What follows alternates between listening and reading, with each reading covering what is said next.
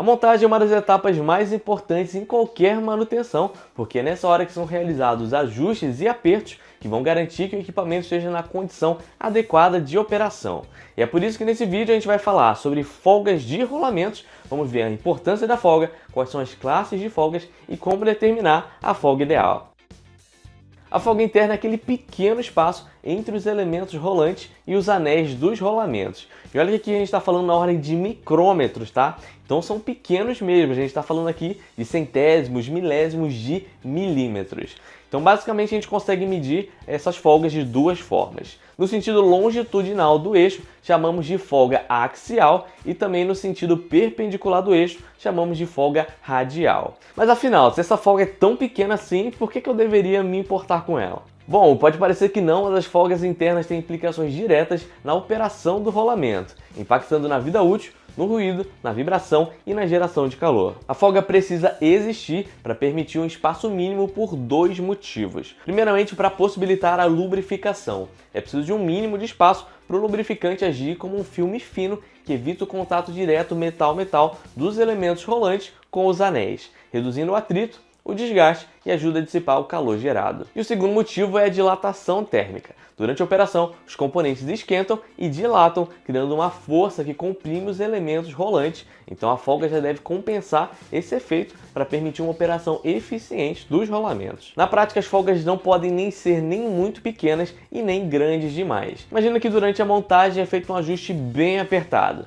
Durante a operação, vai ocorrer a dilatação térmica, causando uma interferência que reduz a folga. Aí os elementos rolantes vão ser mais comprimidos pelos anéis, aumentando o atrito que dificulta o movimento e causa o desgaste excessivo. E por outro lado, se a folga for muito grande, os elementos ficam meio soltos e o sistema não vai ficar estável. Vão ter elementos que vão ficar em contato com as pistas, enquanto outros não, o que vai causar uma distribuição irregular da carga, que é prejudicial para a vida útil do componente. Por isso que os fabricantes de rolamentos recomendam valores mínimos e máximos de folgas para cada componente e categorizam eles em classes. Mas antes de continuar, eu vou pedir rapidinho para você deixar um like e se inscrever no canal, porque isso ajuda muito a gente e nos estimula a continuar trazendo esse conteúdo de qualidade aqui para o canal.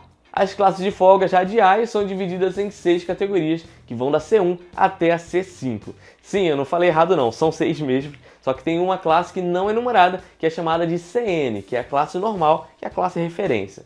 Se o seu rolamento não apresenta uma classe de folga no código, é porque ele é da classe CN e essa informação foi omitida. Agora vamos ver as aplicações de cada classe. As folgas C1 e C2 são as menores folgas disponíveis, utilizadas em aplicações com cargas leves e em operações intermitentes. Então o fator da dilatação acaba sendo bem reduzido nessas folgas. Outra característica também é a baixa geração de ruído. Algumas aplicações que precisam dessas características são equipamentos hospitalares e motores de equipamentos domésticos. Então essa operação intermitente acaba gerando pouco calor e a folga pode ser reduzida porque ela não precisa compensar o efeito térmico. Já a folga CN é a folga normal e é utilizada em equipamentos com rotações baixas e temperaturas normais. São as mais utilizadas nas indústrias em diversas aplicações, como rodonas de ponte rolante, tambor de correia transportadora e rodas de transportadora aérea. Outra também que é muito famosa é a folga C3, utilizada em equipamentos que operam em altas rotações ou em altas temperaturas. Ela acaba sendo muito utilizada em motores, bombas, redutores, ventiladores e exaustores. Como a maioria dos motores operam com 1.800, 3.600 RPM,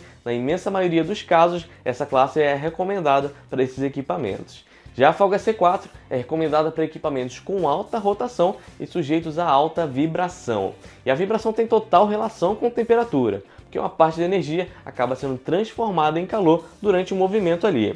Eu acho que até agora ficou claro que quanto maior a temperatura, maior tem que ser a folga para compensar o efeito da dilatação. Alguns exemplos de utilização, elas são usadas em peneiras vibratórias, motovibradores e motores de locomotivas. E por último temos a folga C5, que é a maior folga disponível e acaba sendo utilizada quando a C4 não é suficiente. Então ela geralmente está associada com aplicações próximos a fontes de calor extremo, como em fundições ou siderúrgicas. Os próprios fabricantes de rolamentos disponibilizam tabelas que auxiliam a determinar a folga ideal para cada aplicação. Vamos ver aqui um exemplo com rolamentos autocompensadores de rolos. Você pode pegar em catálogos ou no site do próprio fabricante uma tabela aqui como essa, que mostra os valores para vários rolamentos. Vamos dizer aqui que eu tenho o rolamento 21320 C3. Se você conhece e entende de codificação de rolamentos, já sabe que se a gente pegar os dois últimos dígitos e multiplicar por 5, temos o diâmetro interno dele, ou seja, 100 milímetros. Mas se ficar na dúvida é só medir para ter certeza. Para começar, a gente precisa identificar qual que é o nosso rolamento aqui nessa tabela. Então vamos aqui na primeira coluna e procuramos o intervalo em que se encontra os 100 milímetros. E pronto, a gente encontrou essa linha aqui. E o próximo passo agora é determinar o grupo de folga correto desse rolamento. Como nesse exemplo temos um C3, temos aqui recomendado uma folga mínima de 11 centésimos e um máximo de 14 centésimos de milímetro. Mas aqui tem um detalhe importante, tá? Esse valor corresponde à folga interna radial antes da montagem. Então é esperado que haja uma pequena redução durante o processo de montagem. Então, para ficar mais claro, antes da montagem, a gente pega o componente e mede com um calibrador de folga. Digamos que ele está com 12 centésimos, que beleza, está dentro dos valores recomendados. Daí na hora do ajuste, eu vou pegar ele ali e teremos uma redução. Se eu olhar aqui para a tabela, a gente tem que essa redução é de 4 a 5 centésimos. Então nossa folga ideal será de 8 centésimos. Então na hora do ajuste ali da montagem, eu vou ajustando ele até chegar nesse valor de 8 centésimos. Bom, eu espero ter ajudado, que esse tema tenha ficado um pouco mais claro para você. Eu vou deixar aqui do lado 2 vídeos de rolamentos que podem ser relevantes. Um sobre análise de vibração e outro que é um guia de análise de falhas. Até mais!